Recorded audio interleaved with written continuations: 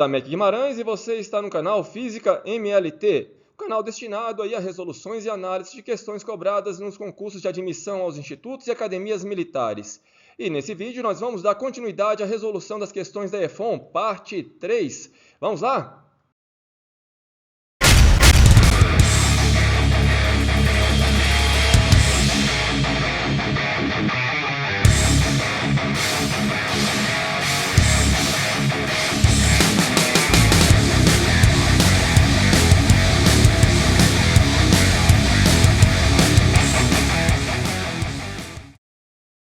Enunciado da questão de número 21 da prova branca, segundo dia. Uma roda circular de trator rola em linha reta sobre o chão horizontal sem escorregar.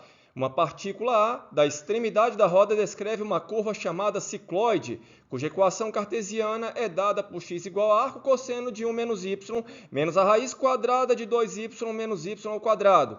Com x e y medida em metros em um sistema de coordenadas cuja origem está sobre o solo, com o eixo x paralelo ao solo. Enquanto a partícula se desloca desde o contato com o solo até o ponto mais alto da roda, sua coordenada y varia desde o mínimo até o máximo valor para os quais a expressão para x é real. A razão entre o módulo da velocidade de A em relação ao solo e sua componente horizontal no instante em que A possui coordenada y igual a 1,62 vale a resolução da questão. Para isso, nós vamos estudar a composição de movimento da roda. Então vamos lá, vamos pegar aqui uma roda, destacamos aqui o ponto A como sendo esse pontinho aqui, em negrito, tá certo? E vamos colocar a roda para efetuar uma rotação no sentido horário, para vocês que estão observando.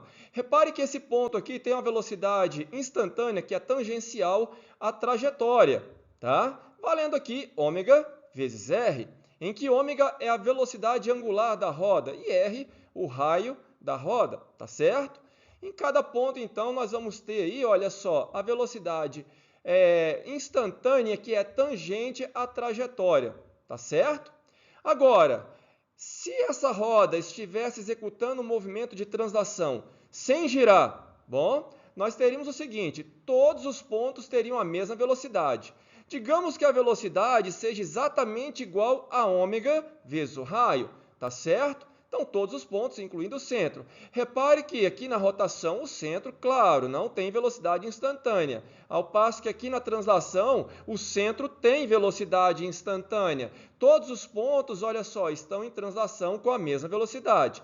Tá certo? O que nós vamos fazer agora é compor os movimentos. Repare o seguinte, eu vou pegar então a roda e para que ela role no solo, sem deslizar, sem derrapar, é necessário que a velocidade desse ponto aqui em contato com o solo seja nula. Por isso que nós estamos pegando aqui a velocidade de translação desse ponto aqui embaixo, olha só, igual a ômega r. Porque a hora que você for fazer a composição de movimento, a velocidade resultante vai ser igual a zero nesse ponto, tá certo? Agora, nos demais pontos, nós temos que efetuar aí a soma vetorial. Então, olha só, nesse ponto aqui, eu vou pegar a velocidade de rotação, tá aqui, olha a velocidade de rotação, tangente à trajetória, e a velocidade de translação, tá aqui a velocidade de translação. Vamos somar esses dois vetores, tá aí, olha, essa é a velocidade desse ponto com relação ao solo. Já nesse outro ponto aqui, olha só, eu vou pegar a velocidade de rotação, que é tangente à trajetória, e somar com a velocidade de translação. Então, está aí a velocidade desse ponto com relação ao solo. E assim por diante, olha, nós vamos somando aqui vetorialmente as velocidades, tá certo? Então, está aí, olha, no ponto mais alto. Repare que no ponto mais alto, a velocidade aqui, olha, é igual a 2 vezes ômega r, tá certo? Você está somando aqui as duas velocidades que têm o mesmo módulo na mesma direção e no mesmo sentido. E o centro, bom, o centro continua tendo a mesma velocidade de translação, ômega r, tá? Nos demais aí, olha, é só você manter aí a soma vetorial, tá certo? Então, dessa forma, nós temos aí a composição de movimento. Ao passo que a roda está girando, ela também tem um movimento de translação, sendo que, se ela não derrapa com relação ao solo, esse ponto aqui de contato com o solo tem que ter velocidade instantânea igual a zero, tá certo? E a cicloide? Vamos ver? Vamos pegar aqui os eixos coordenados, x e y. Está aí a cicloide sendo representada por essa curva em azul. Tá? Vamos pegar aí a nossa roda. Está aí o ponto em negrito. Tá? Vamos colocar essa roda a girar. E você vai observar que o ponto em negrito, ele vai ter a sua trajetória descrita exatamente pela cicloide, pela curva azul. Repare aí na figura. Viram então? Olha só, a cicloide vai me dar exatamente a trajetória aqui, olha, do nosso ponto em negrito, que vai ser o nosso ponto A. Tá certo? Bom, como é que funciona isso? Então vamos pegar aqui, num determinado instante qualquer, o nosso ponto aqui, que vai ser o nosso ponto A. Tá certo? Qual é a posição dele com relação ao solo? Bom, vamos pegar aqui o ângulo φ, que vai ser exatamente o ângulo descrito aqui, olha, pelo ponto em negrito quando ele realiza essa trajetória. Repare que essa distância aqui, olha, percorrida pela roda, vai ser exatamente igual a r vezes φ, tá certo? Sendo que o φ, o ângulo aí descrito, está em radiano, ok? Bom, quem é a coordenada x? Bom, a coordenada x, então, vai ser todo r vezes φ, descontado esse cateto oposto aqui, olha, que vai ser igual a r seno φ, tá certo? Então, já tem a coordenada x, tá? E a coordenada y? A coordenada y, então, vai ser todo raio r, exceto, eu vou pegar esse cateto adjacente, olha, vamos pegar o raio, projetar aqui, r cosseno de φ, tá? Nós temos, então, as equações paramétricas do cicloide. Para você encontrar a equação em coordenadas cartesianas, como foi colocada aí pelo enunciado, basta você pegar essa segunda equação aqui, olha, do jeito que está aqui, isola o cosseno, tá certo? O cosseno de φ. Então, φ vai ser o arco cujo cosseno, aí você vai isolar, você vai encontrar o valor do cosseno, e no lugar do seno, você vai substituir pela relação fundamental da trigonometria, seno ao quadrado de φ mais o cosseno ao quadrado de φ igual a 1. Como você tem o cosseno de φ, então você vai extrair a raiz quadrada, por isso que você vai ter essa expressão aqui, olha, que é a expressão cartesiana que foi colocada aí no enunciado, tá certo? Bom, nós vamos voltar nessa equação aqui mais tarde. Vamos prosseguir. A equação cartesiana que foi dada no enunciado. De acordo com o texto, o y assume os valores máximos, tá? Mínimo e máximo, sendo que o x tem que continuar sendo um número real. Portanto, essa raiz quadrada aqui não pode ser aí uma raiz complexa, tá certo? Uma raiz imaginária. Portanto, o que eu tenho aqui dentro da raiz tem que ser maior ou igual a zero, tá certo? Isso resulta no y menor ou igual a 2, tá? Se eu pegar o y assumindo o valor máximo de 2, isso significa que o raio tem que ser igual a 1. Se você está lembrado, naquela cicloide, naquela curva que eu coloquei anteriormente, o valor máximo, a altura máxima, o y máximo é exatamente o diâmetro da roda, tá certo? Que é 2 vezes o raio. Ou seja, se o y assume o valor máximo de 2, é porque o raio é igual a 1, ok? Bom, e também se você comparar com a equação que nós encontramos antes, anteriormente, olha só, aqui você tem r multiplicando o arco cosseno. Compara com a de cima. Então, r tem que ser igual a 1, tá? Dentro da raiz também, olha, o que multiplica fora da raiz, tá? Então, essa aí é a situação. O raio do nosso cicloide aí, ou melhor dizendo, da roda, vale 1, ok? Bom, então vamos lá. Vamos pegar aqui uma situação em que o y está assumindo o valor igual a 1,62, de acordo com o enunciado.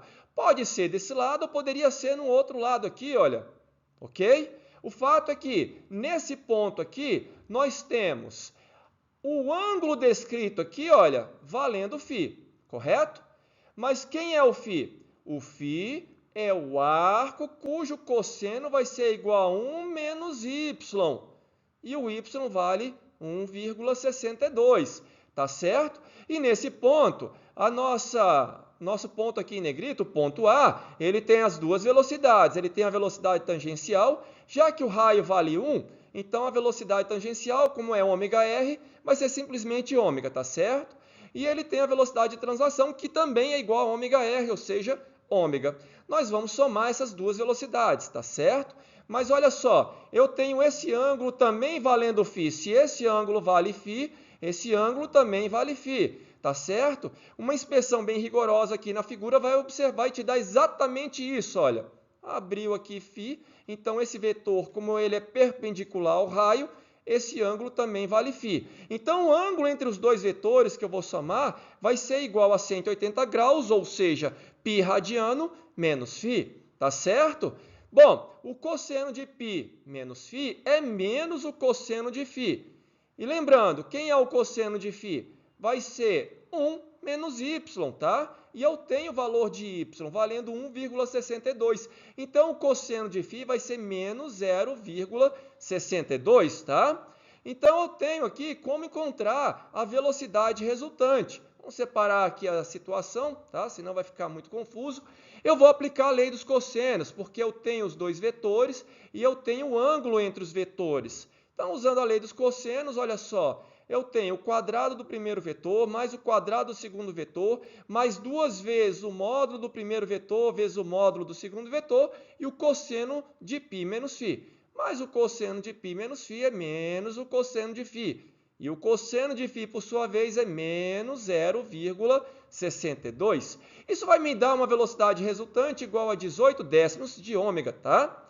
Guarda esse resultado, pois nós temos agora que achar a velocidade horizontal. E a velocidade horizontal desse ponto em negrito, do ponto A, não é somente esse ômega aqui não, olha. Eu tenho que pegar a velocidade tangencial e projetar aqui, olha, na direção horizontal. Usando quem? Usando o cosseno de π menos φ.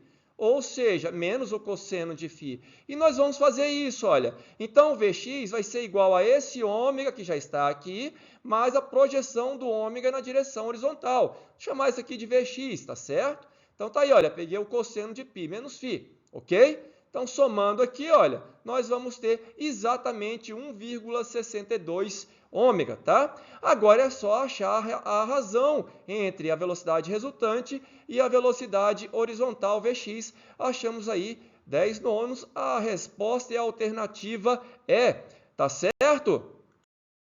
Questão, a banca examinadora da EFON, ela quis saber se você domina a composição de movimento, tal como nós fizemos lá na parte 1. Tá? Aqui, só que você tinha um movimento de translação e um movimento de rotação, tá certo? E também um conhecimento um pouco básico, mas você precisava saber como é que funciona a cicloide, tá? Que descreve a trajetória do ponto em negrito, aquele ponto A do enunciado da questão. Também cobrou as relações trigonométricas, seno e cosseno, bem como a relação fundamental da trigonometria, seno ao quadrado de φ mais o cosseno ao quadrado de φ igual a 1. O que você achou dessa questão? Uma questão fácil, média, difícil, muito difícil? Deixe nos comentários. E aproveite também para se inscrever no canal. Não se esqueça também de ativar o sininho e compartilhe esse vídeo com os colegas. Até a próxima!